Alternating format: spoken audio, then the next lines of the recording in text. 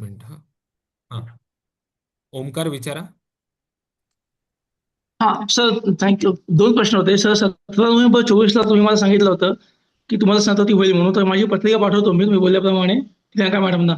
आणि मला 29 जून 2025 मुलगा झाला सकाळी 11 वाजता ठाण्यामध्ये. अरे, थँक्यू सो हा, मच. चला. तुम्ही फक्त माझी पत्रिका बघितली होती 17 नोव्हेंबर 24 फोनवरती आपण बोललो होतो 18 मिनिटं.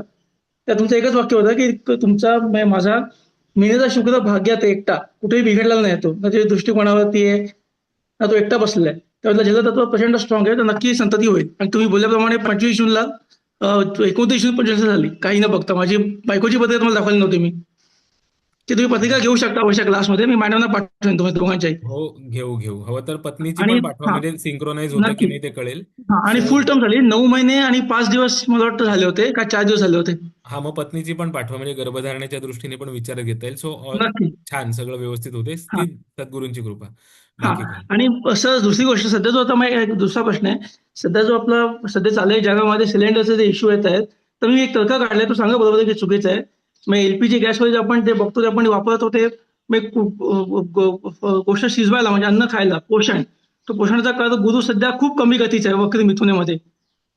त्याच्यामुळे असं होत आहे आणि बुध पण वक्री आहे कुंभेमध्ये असतंय त्याच्यामुळे होत आहे की कसला व्हायचा असं भाग नाही, हा सिलेंडर. हा हा. गुरु पोषणाचा कारक आहे नाहीये, गुरु उपलब्धीचा कारक ग्रह आहे. ओके.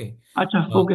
हा, पोषणाचा कारक ग्रह चंद्र होतो. गुरु पोषणाचा कारक सेकंडरी होतो, कारण तो जीवकारक आहे. ओके. ओके. पण ओके. आता जरी गुरुची गती कमी किंवा जास्ती वॉट एव्हर जरी काही असली तरी सुद्धा मुळात तो पुनर्वसू नक्षत्रातनं चाललेला आहे, त्यामुळे तो काही तसा निगेटिव्ह मानता येत नाही, ही पहिली गोष्ट. ओके. अच्छा. हा, आणि राहता राहिला प्रश्न आत्ताच्या ह्याचा, ह्या इतक्या न्यूक्लिअर लेवलला जाऊन तुम्ही गॅस म्हणजे फक्त खाण्याशी संबंधित असा विचार करू नका. कारकत्वाचा विचार हा असा करायचा नसतो. तुम्ही गॅस खाण्यासाठी वापरता, पण एलपीजीवर ओके. एकेकाळी गाड्या पण चालायच्या. ओके. बरोबर. सो हो. त्यामुळे कसं आहे, इंडस्ट्रियल यूज पण आहे एलपीजीचा. त्यामुळे, हां. आणि तो रादर जास्त आहे, तर त्यामुळे कसं आहे की नुसतंच खाणं आहे अशातला भाग नाहीये. हा इंधनाचा आणि ह्याचा सगळ्याचा विचार करून सुद्धा केलेला. आता इंधन मंगळाच्या अंमलाखाली येतं, हेही लक्षात घ्या तुम्ही. ओके. सो आता ओके. जे काही आहे आता, तर हे सगळे विचार आहेत. राहता राहिला प्रश्न मगाशी तुम्ही तुमच्यापैकी बऱ्याच जणांनी, कारण क्यू अँड मध्ये टाकलं होतं, रादर आपलं 2 आठवड्यांपूर्वी त्यावर बोलणं पण झालेलं होतं की ही एकंदरीत परिस्थिती, ग्रहण बिहण वगैरे, मी त्यावेळेलाही मेंटेन केलेला होता. तोही मुद्दा आज मेंटेन करतोय, आणि रादर ते तुमच्या अनुभवाला येतंय पण, की हे इतर जण कितीही बोलू दे, ते तिसरं महायुद्ध. कारण जेव्हा ह्या गोष्टी झाल्या त्यावेळेला लागले आपले ज्योतिषी मंडळी सगळे तिसरं महायुद्ध वगैरे वगैरे ह्या दृष्टीने बोलायला लागले. आणि 2 आठवड्यापूर्वी मी तुम्हाला सांगितलं होतं की एकंदरीत ग्रहस्थिती बघता हे तिसरं महायुद्ध वगैरे पर्यंत वगैरे काही प्रकरणं जायची आता शक्यता वाटत नाही. डिएस्केलेट होत जातील मॅटर. फक्त काय, आताचं जे ग्रहण, आता परत अमावस्या योग आहे, कारण मंगळ बुध राहू युती पण आहे, ते एकदा टळून जाऊ दे, पण गोष्टी बऱ्याचशा डिएस्केलेट होतील. तिसऱ्या महायुद्धापर्यंत जाण्यात काही व्यापक रूप होणार नाही, हे लक्षात घ्या. तर त्यामुळे हे सगळे इश्यूज जे आहेत ना, हे अगदी एवढे, मला तुम्ही म्हणालात आत्ताच्या गोचरीचं म्हणून मी सांगतोय की ते एवढे काही फार तिसऱ्या महायुद्ध वगैरे एवढ्या काही लेवलचे मला वाटत नाहीयेत आत्ता पर्सनली तरी. ओके. बघू, time will only tell. Anyway. तर अक्षय, तुमचा प्रश्न विचारा. नमस्कार सर, आवाज येतोय? हो, येतोय. हां, सर दोन प्रश्न होते. एक म्हणजे आता स्त्रीची पत्रिका एका पाहताना वृश्चिक लग्न होतं आणि वृषभेत सप्तमात गुरु 1 डिग्री, शुक्र आणि बुध असे होते. तेव्हा तुम्ही शुक्राचं विश्लेषण करता करता असं बोलून गेलं की शुभग्रह वक्री झाले की अधिक बलवान होतात. म्हणजे काय? त्याबद्दल थोडं सांगाल का? वक्री ग्रह बलवान असतो. ओके. तर त्यामुळे शुभग्रह वक्री झाले की ते त्यांच्या कारकत्वाच्या दृष्टीने किंवा काही वेळेला भावेशत्वाच्या दृष्टीने पण अतिशय बलवान होतात, हे लक्षात घ्या. वक्री ग्रह वाईट असतात असं कुठेही शास्त्रकारांनी सांगितलेलं नाहीये. ओके. सो वक्रीरस्तु महावीर्य हा हे सिंपल प्रिन्सिपल आहे ज्योतिषशास्त्रामध्ये. त्यामुळे वक्री ग्रह हे पृथ्वीच्या जवळ असतात, हे लक्षात घ्या. ओके. आता शुक्र बुधाला वेगळे नियम पण लागू पडतात, कारण ते अंतर्वर्ती ग्रह आहेत. पण ग्रह वक्री म्हटला जनरल कॉन्टेक्स्टमध्ये, तर तो सूर्यापासून लांब असतो पण पृथ्वीच्या जवळ असतो. त्यामुळे विशेषतः बहिर्वर्ती ग्रहांचं बघाल तर तो रात्रभर आकाशामध्ये दिसतो तुम्हाला, कारण तो सूर्याच्या समोर असतो. सूर्य मावळला की तो उगवणार. आणि तो त्यामुळे वक्री ग्रह हा ठसठशीत दिसत असतो आकाशामध्ये, कारण तो पृथ्वीच्या जवळ असतो. त्यामुळे त्यांचा इन्फ्लुअन्स हा अधिक असतो. आता मगाशच्या कुंडलीचं तुम्ही बघाल तर गुरु वृषभ राशीत असताना शुक्र वक्री असणं हा फॅक्टर इतर काही कॉन्टेक्स्टमध्ये, विशेषतः आरोग्याच्या बाबतीमध्ये विचारात घेताना थोडा निगेटिव्ह फॅक्टर म्हणून विचारात घेतला जाऊ शकतो. पण पंचमेश गुरु आहे त्यांचा. डोळ्यासमोर तुम्ही कुंडली आणली तर वृश्चिक लग्नाचा गुरु आहे पंचमेश. तो आहे वृषभ राशीमध्ये आणि शुक्र वक्री आहे. म्हणून मी म्हटलं की वक्री शुक्र असताना हा गुरु बलवान होतो, कारण शुक्र मुळात बलवान आहे वक्री असल्यामुळे. ही पहिली गोष्ट. आणि मालव्य योगातला तो शुक्र आहे ना, शिवाय तो चंद्राच्या दशमात पण आहे. नीट बघाल तर त्यांची कुंभ रास आहे. का काय हे सिंह रास आहे, सॉरी, ते चंद्राच्या दशमात येतो. आणि ह्याचं आणखीन एक कन्फर्मेशन कसं मिळतं तुम्हाला, तर त्या चार्टर्ड अकाउंटंट आहेत ऍक्च्युली. त्यामुळे पंचमेश गुरु वृषभेचा आणि शुक्र वक्री, she is a chartered accountant. Okay. तर त्यामुळे वक्री ग्रह हे बलवान असतात, हे लक्षात घ्या. ओके. ते बिघडले असतील कुंडलीत तर बलवानरित्या वाईट फळं अनुभवायला येऊ शकतात. ते बलवान असतील, सुस्थितीत असतील तर अतिशय चांगल्या प्रकारे शुभफलं अनुभवायला येऊ शकतात. एक जनरल नियम तुम्हाला सांगतोय मी. त्यामुळे वक्री ग्रह म्हटला की ते वाईटच असं अजिबात समजायचं नाही. ओके. आणि सर दुसरा प्रश्न होता की हा. कार्यतत्वाबद्दल विचार करताना एखाद्या ग्रहाचा, मग ते फक्त दशेपुरतंच मर्यादित ठेवा, म्हणजे दशा महादशा ग्रहाच्या कुठल्या आहेत आणि मग त्या दशा महादशे त्या त्या दशा महादशा स्वामीच्या चे कार्यक्षत्व पाहावे, असं एवढं लेखन घ्यावं? त्या ग्रहाच्या कार्यक्षेत्र पाहताना मग तो गोचरीने कसा जाणार आहे त्या संदर्भात सुद्धा, म्हणजे नाही गोचरीमध्ये नाही नाही सुद्धा नाही, कार्यशत्व फक्त दशा अंतर्दशांचंच पाहावं. ओके. कार्यशत्वामध्ये भावेशत्वाचा आणि स्थानगत स्थितीचा विचार केलेला असतो. तर ओके. त्यामुळे तेव्हा आपण कुठल्याही प्रकारे गोचरीला कार्यशत्व वगैरे लावू नये. ओके. ओके. ते फक्त दशा अंतर्दशेलाच लावावं. ओके. प्रेरणा थँक्यू. मॅडम, विचारा प्रश्न तुमचा. नमस्कार सर. मला नमस्कार. खरंच खूप शिकायला मिळतंय तुमच्याकडनं. आय एम सो थँकफुल की I am attending all this classes. म्हणजे इवन इन फ्युचर तुमचे जे जे काही येतील ते मला खरंच खूप अटेंड करायला सगळं आवडणार आहे. ॲप्रिशिएट. मला 2 प्रश्न आहेत. एक तर मी UAE मध्ये राहते आणि सध्याची जी सिच्युएशन आहे त्याच्यामध्ये म्हणजे आम्हाला बऱ्यापैकी लाऊड नॉइजेस अधूनमधून ऐकू येत असतात ब्लास्टचे. ब्लास्ट म्हणजे असं ग्राउंड लेवलवर डायरेक्ट फार कमी ठिकाणी होतोय, पण मेनली UAEची एअर डिफेन्स सिस्टम खरंच खूप चांगली असल्यामुळे ते इंटरसेप्ट करतायत मोस्ट ऑफ द मिसाईल्स किंवा ड्रोन्स. पण तरी प्रश्न हा पडतोच की हे सगळं किती दिवस चालणार आहे. कारण की ओके, सध्या म्हणजे कुंभ राशीत भरपूर गर्दी आहे वगैरे, त्याच्यानंतर पण कालसर्प योग तयार होतोय. तर याच्यामध्ये आपण असं जरी गृहीत धरलं की हे इराण आणि US भरपूर दिवस चालेल, पुढचे एक 3-4 महिने, मे बी जुलै ऑगस्टपर्यंत वगैरे, म्हणजे कालसर्पयोग वगैरे हे सगळं गृहीत धरून, तर इवन UAEमध्ये पण even for same period of time UAE will get affected because air space वगैरे पण बंद आहे. सो नाही, स्पेसिफिकली युएईच्या वगैरे काय कॉन्टेक्स्टमध्ये काही, मी फक्त युएईच्या वगैरे काय कॉन्टेक्स्टमध्ये मी अभ्यास केलेला नाही, अगदी स्पष्ट सांगायचं झालं तर. ओके. तर त्यामुळे तो अभ्यास करून मी ह्याचं उत्तर तुम्हाला निश्चितपणे देईल. पण एवढं निश्चित की हे मॅटर्स डिएस्केलेट होतील, एवढं निश्चित. ओके. तर हा, आताची फक्त बारिंग द पिरियड ऑफ बुध मंगळ राहू युती वगैरे. ओके. हां. कारण हा सेन्सिटिव्ह काळ आहे निश्चितपणे. अमावस्येचं हे जे क्षेत्र आहे ह्या आठवड्यातलं विशेष करून हे अत्यंत त्या दृष्टीने प्रभावी क्षेत्र आहे. तर त्यामुळे तो एक भाग सोडला तर बाकी अदरवाईज डिएस्कलेट होतील असं मला पण वाटतंय. ओके. तर त्यामुळे इंडिव्हिज्युअल कुंडल्या पण मॅटर करतात. अ, ओके. आता आता मग स्पेसिफिक. याच्यामध्ये सॉरी सॉरी सॉरी सर, तुम्ही नाही, कंटिन्यू बोला करा. ना.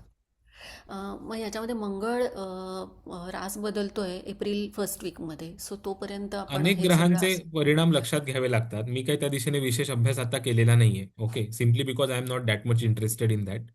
पण मी I okay. Will get back to you on this, maybe अभ्यास करून त्याच्यावर. कारण तुमचा स्पेसिफिक प्रश्न आहे तर स्पेसिफिक विचार करून मी नक्कीच तुम्हाला काहीतरी सांगायचा प्रयत्न करेन. पण एवढं निश्चित की कसं आहे की आता पुढचा जो काळ आहे ना त्याच्यामध्ये, हा, हे आत्ताचे मॅटर डिस्कलेट होतील, तो भाग वेगळा.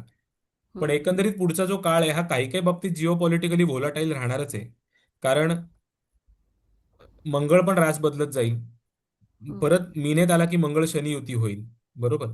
त्यानंतर हम्म, काही दिवसानंतर, काही महिन्यानंतर परत मंगळ हर्षल युती होईल. मंगळ हम्म, प्लुटो केंद्रयोग होत राहील.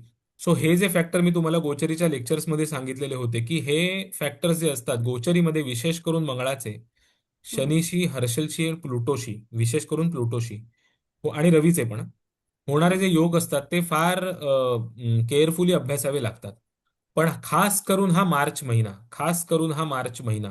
हा हम्म, आत्यंतिक सेन्सिटिव्ह आहे. ओके. तर ते म्हणजे तुम्हाला आता अर्थात काही पर्सनल गोष्टी सांगायच्या नाहीत म्हणून मे बी फोनवर तुमच्याशी मी शेअर करेन. पण हे आपल्याला आधी प्रिएम्प्ट करता येतं बऱ्याच वेळेला. ओके. पण हा मार्च महिना फार जास्ती सेन्सिटिव्ह आहे. नंतर मिड एप्रिल नंतर परत काही काळ सेन्सिटिव्ह आहे. तर हे थोडं राहणार आहे, म्हणजे अगदीच हे नाही, पण अगदी फार मेजर लेवल नाही, डिएस्केलेट होतील मॅटर्स, तुम्ही त्याची काळजी करू नका. ओके. ओके. Thank you sir. अजून एक प्रश्न होता. ॲक्च्युली हे इतरांना पण माझ्या देऊ का संधी भावा जरा? इतरांना पण देऊ संधी जरा? ओके. फक्त मग मी एक वाक्य बोलते, की माझ्या भावाची आणि वहिनीची पत्रिका आहे आणि 2015मध्ये लग्न झालंय. त्यांना मूलबाळ अजूनही नाहीये. पहिली 5 वर्ष समजा ते प्रयत्नच करत नव्हते आणि देन आफ्टरवर्ड्स दे ट्राईड. पण होत नाहीये. तर मी तुम्हाला पत्रिका पाठवू का? मला नाही, मी पण जे कुंडली वाटतं ते तरी लिहून. पाहत नाही, पण तुम्ही आपल्या क्लासमध्ये हा विषय घेण्यासारखा आहे, तर त्या कॉन्टेक्स्ट मध्ये पाठवू शकता. चालेल, चालेल. ठीक आहे. ओके. Thank you sir. थँक्यू. अतुलजी विचारा. लिहिलं राव माझं. अतुलजी. हा सर, आवाज येतोय? हो, येतोय. हा सर, सर्पशाप या विषयावर थोडं सांगाल का? कारण माझ्या पंचमात राहू आहे आणि मंगळाची दृष्टी आहे सर. नाही, पण तो आत्ताच्या ह्या क्लासचा विषय नाहीये. शाप हा योग हा फार वेगळा आहे. तुम्ही आधी एक काम करा, पाराशरी नीट अभ्यासा, समजून घ्या त्याच्यामध्ये सर्पशापाबद्दल काय सांगितलंय. तुम्हाला काय कळलंय ते मला सांगा, मग जे नाही कळलंय ते मी तुम्हाला एक्सप्लेन करतो. कारण ते विषय बर. मोठे आहेत. ते विषय मोठे आहेत, ते सोपे विषय नाही आहेत. ओके. नुसती अमुक अमुक एक युक्ती बघितली. शाप हा जो ज्योतिषशास्त्रातला भाग आहे, ओके, हा निव्वळ ज्योतिष बुद्धीने कळणाऱ्यातला विषय नाहीये. मी फार रिस्पॉन्सिबली ही मी स्टेटमेंट करतोय हा. Maybe I don't know how how many of you are able to assess the gravity of my sentence statement. शाप हा ज्योतिषशास्त्रातला विषय हा निव्वळ ज्योतिष बुद्धीने कळणाऱ्यातला विषय नाहीये, की अमुक अमुक एक ग्रहयोग नुसते झाले म्हणजे अमुक अमुक एक प्रकारचा शाप, किंवा अमुक अमुक एक भावेश त्यामध्ये इन्व्हॉल्व्ह झाला म्हणजे अमुक अमुक एक प्रकारचा शाप. हा इतका सिंपल नाहीये. पराशर ऋषींनी किंवा मुनींनी पराशरीमध्ये जे वेगवेगळ्या प्रकारचे शापयोग सांगितलेले आहेत, की भ्रातृशाप योग, प्रेतशाप योग, वगैरे वगैरे वगैरे, सर्पशाप वगैरे वगैरे, ह्यामध्ये जर तुम्ही वरवरचं रिडिंग केलं, ॲज ए कर्सरी रिडिंग केलं फक्त, तर तुम्हाला वाटेल की काय नाही, त्यांनी कारकत्व घेतलेलं आहे किंवा त्यांनी भावेशत्व घेतलेलं आहे विचारामध्ये, आणि तो मग ते राहुकेतूशी शनीशी जोडलेलं आहे आणि मग ते शापयोग ठरलेलं आहे. इतकं सिंपल ते नाहीये. ते ऋषी आहेत, त्यामुळे ते ज्यावेळेला बोलतात त्यावेळेला ते सूत्रात्मक भाषेच्या आत ला अर्थ हा फार गहन असतो आणि ते तो एक्सप्लेन नाही करत, कारण त्यांना त्याची गरज नाहीये, आवश्यकता नाही वाटत आहे. आपण आत्ताच्या काळातनं ज्या वेळेला ते ग्रंथ वाचतो त्यावेळेला आपण आत्ताच्या काळाची अत्यंत माफक अ, बुद्धी वापरून, आधीच आपल्याला ज्ञानाच्या बाबतीत तर आपला ठणठण गोपाळाच्या सगळ्यांचा, मी कोणाचबद्दल एकाबद्दल बोलत नाहीये, तर त्या कॉन्टेक्स्टमध्ये हे सगळ्या ग्रंथांचे अर्थ लावायला जातो. ओके. ह्या सगळ्या योगांमध्ये प्रारब्ध कर्म, संचित कर्म, इतर अनेक गोष्टी, कर्माचा लेखाजोखा, ह्या सगळ्या गोष्टी इन्व्हॉल्व असतात. ओके. त्यामुळे निव्वळ अमुक एक योग तुमच्या कुंडलीमध्ये, एखाद्याच्या कुंडलीमध्ये आहे म्हणून अमुक एक शाप, हे इतकं सिंपल प्रकरण नाहीये. नाहीतर मग गुरु राहू युती असलेल्या सगळ्यांना चांडाळ योगाचे सगळे फलित मिळायला हवी होती. पण गुरु राहू युतीला ज्याला सो कॉल्ड चांडाल योग म्हटला तो, त्याची अनेक शुभ बाजू पण अनुभवाला येतेच ना. हे ओळखणारा ज्योतिषी लागतो ना. आणि हे निव्वळ ज्योतिषाचं पण काम नाहीये, त्याच्यामागे इतर काही ठराविक शास्त्रांचा, पराशास्त्रांचा अभ्यास सुद्धा आवश्यक असतो. ओके. तर त्यामुळे आत्ताच्या केवळ ह्या उत्तरामधनं मला ह्या सगळ्याचं डीपली उत्तर देता येणं हे थोडं अवघड आहे, आणि मला हे सगळं कळलंय असाही माझा दावा बिलकुल नाहीये. ओके. मला जे काही कळलं ते मी कधीतरी योग्य प्रकारे तुमच्या पुढे मांडण्याचा प्रयत्न करेन, पण आत्ताच्या केवळ मोघम उत्तरामधनं किंवा 2-3 मिनिटाच्या उत्तरामधनं मला हा एवढा मोठा विषय मांडता येणं हे फार चॅलेंजिंग आहे, मी तुम्हाला स्पष्टपणे सांगतो. पण योग्य त्यावेळी योग्य त्या प्रकारे मी ह्याचं उत्तर नक्कीच मांडायचा प्रयत्न करेन. तर भैरवी, तुमचा प्रश्न विचारा. हा. जर समजा एखाद्याचा संतती योग आपल्याला दिसत असेल कुंडलीवरून, पण त्याचबरोबर गर्भपाताचे योग असतील, तर अशा वेळेला ते सांगायचं का? रादर पुढचा योग काढायचा का? सांगायचा का म्हणजे, नाही, हे बघा कसं आहे की थोडं जजमेंट घेऊन उत्तरं द्यावी लागतात अशा वेळेला, समोरच्याची मानसिकता काय वगैरे वगैरे. तर आता फॉर एक्झाम्पल तुमच्या पुढे प्रश्न आला, मी असं गृहीत धरतो की तुमचा प्रश्न अशा कॉन्टेक्स्टमध्ये आहे की संतती योग आहे का, केव्हा होईल संतती, असा प्रश्न घेऊन आलेत. पण ऍज ए ज्योतिषी तुम्हाला हेही कळते की गर्भपाताचे पण योग आहेत, बरोबर ना? हो, हा बरोबर. प्रश्न आहे ना तुमचा? हा. तर संतती योग आहे का, केव्हा होईल हे काढताना तुम्हाला दिसतंय की बाबा संतती योग आहे, म्हणजे आपल्या पद्धतीने आपण गेलो तर गर्भधारणेचा योग आहे. साधारण धरून चला, फॉर एक्झाम्पल बाबा सप्टेंबर 2026 मध्ये आहे असं धरून चला, गृहीत धरून चला. पण ऍट द सेम टाइम तुम्हाला दिसतंय पण ठसठशीतपणे की गर्भपाताची शक्यता आहे. अशा वेळेला ते अगदीच सांगायचं नाही असं नाही करायचं, ओके. पण कुंडली बघून समोरच्याची मानसिकता पण पाहायची, किती सेन्सिटिव्हिटी आहे समोरच्या व्यक्तीच्या मानसिकतेमध्ये. पण काही indications depending on situation to situation, person to person, कशा पद्धतीने ते बदलतं पण तुम्हाला द्यावी लागतात. की एक उदाहरणार्थ, एक हायपोथेटिकली एक एक्झाम्पल देतो तुम्हाला, की तुम्ही सांगू शकता की तुम्हाला आहे, फक्त एकच आहे की बाबा तुम्ही गर्भ राहिल्यापासून ना जरा काळजी घ्या, ओके. कारण म्हणजे घाबरण्यासारखं काही नाही, पण गर्भ राहिल्यापासून तुम्हाला कुंडलीमध्ये काही काही असे योग आहेत की जे थोडेसे गर्भपात किंवा मिसकॅरेज ह्या दृष्टीने आहे ते पण हे सांगताना समोरच्यावर मानसिक आघात होईल अशा पद्धतीने नाही सांगायचं. पण ऍट द सेम टाइम त्याच्यापर्यंत एक थोडाफार एक सिरियसनेस आहे, आपण काळजी घ्यायला हवी, निष्काळजीपणामुळे आपल्या काही घडायला नको, हेही त्याच्यापर्यंत पोचलं पाहिजे. ह्या पद्धतीने थोडंसं हे तुमच्या ज्योतिषीय काउन्सेलिंगचं स्किल आहे. अगदीच अंधारात पण नाही ठेवायचं आणि अगदीच हार्शली पण नाही करायचं. तुम्हाला आहे योग पण तुमचा पहिला गर्भपात होईल असं पण नाही. हे मनावर आघात करणारं ठरतं, हे लक्षात घ्या, ओके. मानसिकतेवर आघात करणारं ठरतं, ओके. त्यामुळे थोडं जजमेंट घेऊन तुमचं ते स्किल असतं की तुम्ही कशा पद्धतीने डायलॉग साधता समोरच्या क्लायंटशी. अंधारात नाही ठेवायचं, सांगावं लागतं, ओके. मी एक उदाहरण देतो तुम्हाला, ओके, की कसं महत्व. आता हे गर्भपाताशी निगडीत नाहीये, पण वेगळ्या कारण. अगदी स्पष्टपणे सांगायचं तर काल संध्याकाळी माझ्या एका व्यक्तीसोबत झालेलं संभाषण आहे. ती व्यक्ती तुमच्यापैकी बऱ्याच जणांना माहिती असेल, कारण ती टीव्हीवर वगैरे तुम्ही पाहिलं असेल मे बी पूर्वी त्यांना. त्या लेडीचा मला काल फोन आला होता आणि आमचे परिचय अत्यंत चांगले आहेत, किंवा आम्ही त्यांचं वय जास्ती असून सुद्धा आम्ही अरे तुरे एकमेकांना करतो इतके. तर म्हटलं काय ग आज बऱ्याच दिवसांनी कॉल. तर म्हणाली की अरे वरद, माझं 6 मार्चला ऑपरेशन झालं. युटरेस आणि इतर बऱ्याच गोष्टी कॉम्प्लिकेशन्स त्याच्यामध्ये होत्या, ते तुला कळवायचं होतं. तर मी म्हटलं ओके, मग कसं आहे वगैरे ही सगळी चौकशी झाली.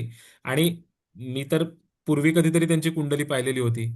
तर मला त्या पटकन काय म्हणाल्या की अरे वरद, पूर्वी कुंडली तू पाहिलेली होतीस माझी आणि तू मला सांगितलं होतंस 2026 मध्ये उत्सर्जन संस्थेवर ऑपरेशनचा योग आहे. तर आणि माझ्या काही हे डोक्यात राहत नाही एवढं. तर मला काही आठवेना, म्हणून मी त्यांना म्हटलं मी कधी झालं होतं बोलणं. मग त्यांनी सगळं रिकॉल वगैरे केलं आणि म्हणायला सांगितलं होतं. तर म्हणाल्या मी हे तुला का सांगते स्पेसिफिकली, कारण त्यावेळेला मी हसले होते फोनवर बोलतानाच की अरे मला कुठे काय, मला कशात काही नाही काही नाही, आता वय पण झालं, आता कसलं उत्सर्जन संस्थेचं, प्रजनन संस्थेच्या अवयवांचं ऑपरेशन वगैरे वगैरे. त्यामुळे मी हसले होते आणि त्याच्यावर तू बोललो होतास बघ बाई, पण काळजी घे, 2026 मध्ये मला तरी योग दिसतोय असं बोलल्याचं त्यांनी मला रिमाइंड करून दिलं. Then it recalled to me, okay. आणि काल त्यांचा फोन आला होता. सो पण हे ज्या वेळेला मी त्यांना सांगितलं होतं ते मला सगळं आठवलं नंतर. त्यावेळेला मी घाबरून जाण्याच्या कॉन्टेक्स्टमध्ये नव्हतं सांगितलं की 2026 साली तू. आणि ते बाय द वे त्यांचं जे ऑपरेशन झालं 6 मार्चला, it was a massive complicated operation. 4 तास चाललं, गर्भाशय आणि तत्संबंधित अनेक अवयवांशी संबंधित त्यावेळेला ऑपरेट करायला लागल्या गोष्टी, आणि it was a very complicated operation. पण टचवूड ते नीट झालं. ते तितकं कॉम्प्लेक्स मला दिसत होतं, म्हणूनच त्यावेळेला मी सांगितलं होतं ना त्यांना, बाई 2026 साली जपून राहा. अगदी मोघम काहीतरी असतं तर मीही सांगितलं नसतं, कारण तुम्हाला माहिती आहे आपल्याला न विचारलेल्या प्रश्नांचं तर आपण उत्तर देत नाही, बरोबर. ज्या अर्थी मी सांगितलं त्या अर्थी काहीतरी कॉम्प्लिकेटेड दिसत असणार, म्हणूनच सांगितलेलं असणार. आणि त्यांचे ग्रहयोग पण तुम्हाला सांगतो. मिथुन लग्न आहे, ओके. बुध बलवान आहे कुंडलीमध्ये, त्यामुळे त्या टीव्हीवर वगैरे काम पण वगैरे करायच्या, ओके. आणि कुंभ रास आहे, 7.5 सुरूच आहे, ओके. आणि ऍट द सेम टाइम षष्ठ स्थानामध्ये मंगळ शुक्र वगैरे असे काही काही वृश्चिकेचे ग्रह वगैरे ते भाग आहे, केतू पण आहे षष्ठ स्थानामध्ये, ओके. पण मुख्य म्हणजे सध्या राशीतलं, कुंभ राशीतनं राहूचं भ्रमण चालू आहे, हो. ओके. प्लस आता इतर ग्रहस्थिती तर तुम्हाला माहितीच आहे. 6 मार्चला झालंय म्हणजे बघा मंगळ बुधाची पण स्थिती बघा काय ते, ओके. आणि मेन म्हणजे लग्नातनं गुरु चाललाय. सो मिथून लग्नातनं जाणारा गुरु हा प्रकृतीच्या दृष्टीने नसतोच चांगला, हे लक्षात घ्या, ओके. आणि इतर सगळं हे म्हणजे सांगायचा मुद्दा काय की हे सगळं बघून, शनीची स्थिती बघून, 7.5चा काळ बघून, राहूचं भ्रमण बघून वगैरे ते सगळं ते ओघानं आपलं ते बाबा हा रिस्क आहे तब्येतीला, आणि झाले तर कुठले आजार होतील तर तुमच्या मूळ पत्रिकेत असलेले ग्रहयोग त्यावेळेला डोकं वर काढतील, अशा पद्धतीने ते सांगितलेलं होतं. पण हे सांगताना कुठेही घाबरवून सोडत नाही आपण समोरच्याला, की बाबा नाही बाबा त्याला भीती वाटेल वगैरे वगैरे. एक केअर घेऊ शकतो फार तर फार तो. अशा पद्धतीने ह्या गोष्टी सांगायच्या, घाबरवून नाही सोडायचं कोणाला. ओके. ओके.